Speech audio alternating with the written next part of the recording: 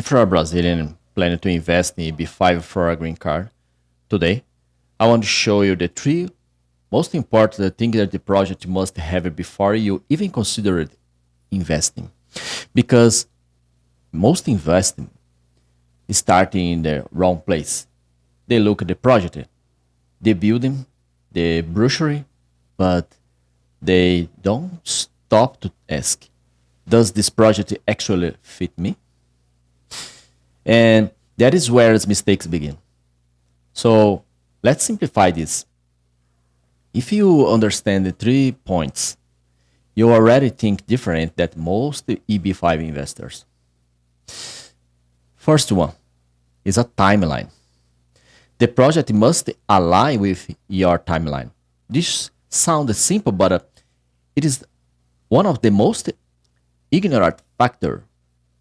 Every investor has a different situation. Maybe you want to move fast.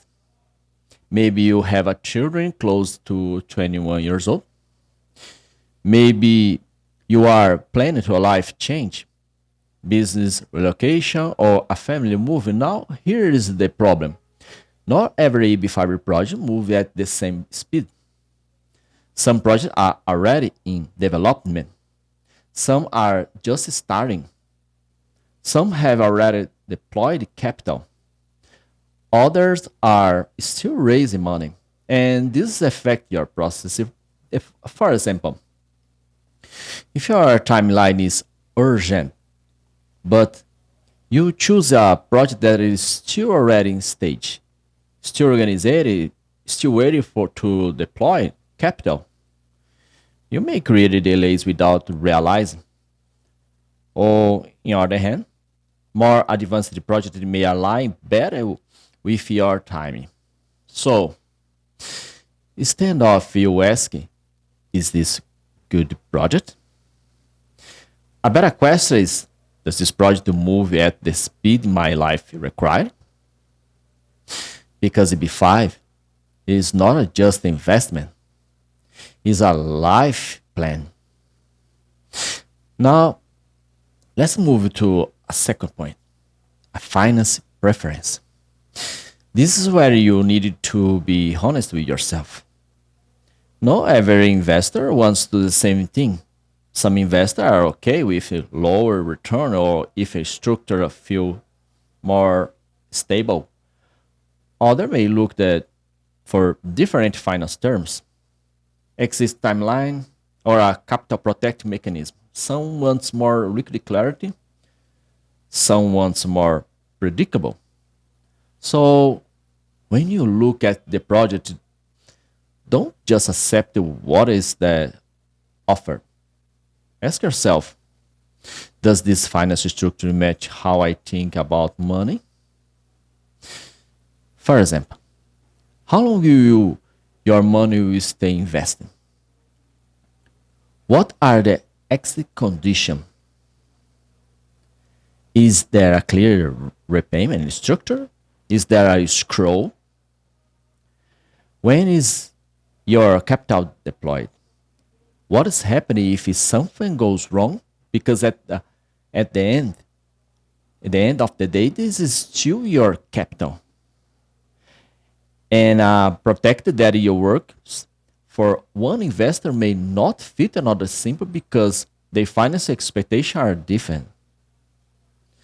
Now, the third point, and this I consider it an important one, is a risk tolerance.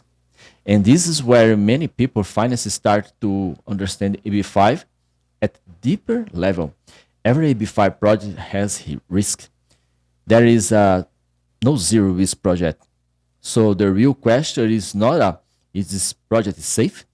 The real question is, this level of risk is acceptable for me? Some projects are more conservative with a strong structure, more experience developed, and more predictable models. Others may be a more aggressive with a high uncertainty, but sometimes it's different finance dynamics. And here is the mistakes. Many investors try to copy others people's decision, but the risk is personal. What if feels comfortable for one investor, maybe feel stressful for another. So instead of follow the crown, you need to understand your tolerance. Ask yourself, if things takes longer, if the turn are delayed, if I need to wait, am I comfortable with that? Because the emotional side of the risk is matter too. Now, let's connect these 3 points: timeline, finance, and preference, and risk tolerance. When these three are aligned, your decisions become much clearer.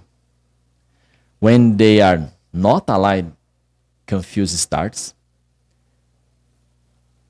If you want I just give an example. Like if you want a fast timeline but accept a project with slow development, you create stress.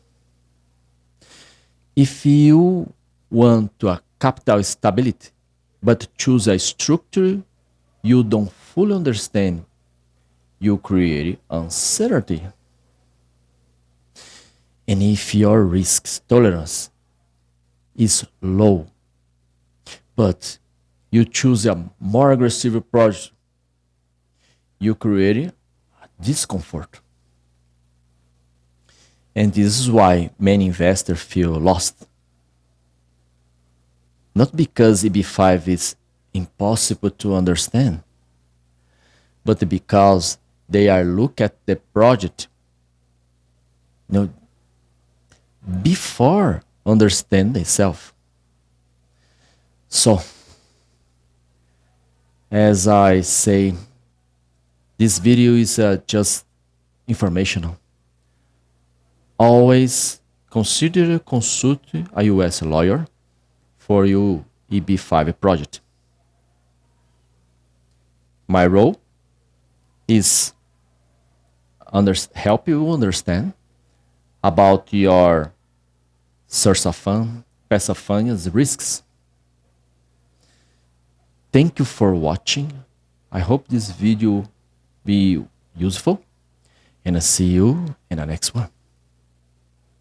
Bye now.